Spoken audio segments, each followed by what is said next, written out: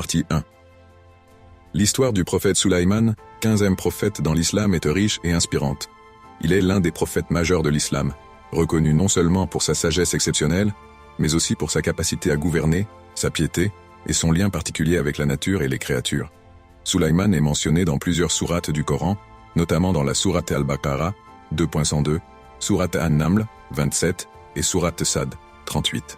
Et il est décrit comme un prophète doté de sagesse divine et d'un pouvoir exceptionnel.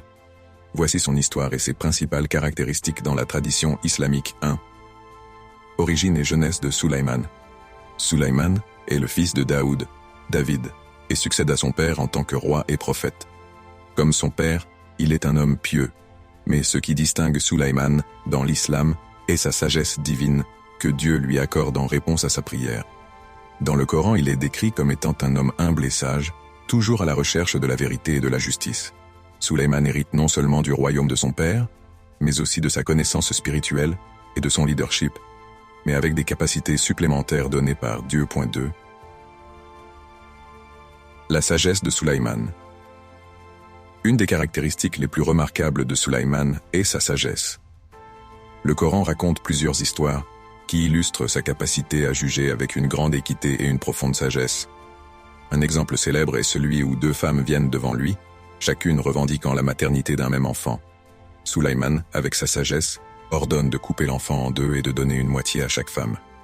La vraie mère, par instinct, préfère abandonner sa part pour sauver la vie de l'enfant, prouvant ainsi qu'elle était la véritable mère.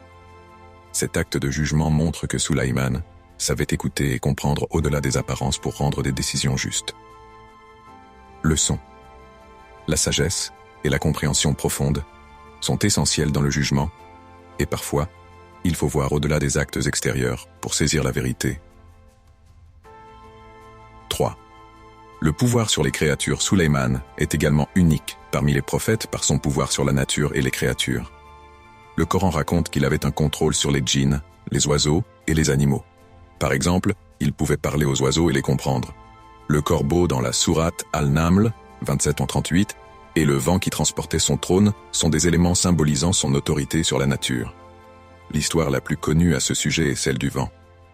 Sulaïman avait la capacité de commander au vent de souffler dans la direction qu'il désirait, lui permettant de voyager à une vitesse incroyable et de transporter des armées et des biens d'un endroit à l'autre.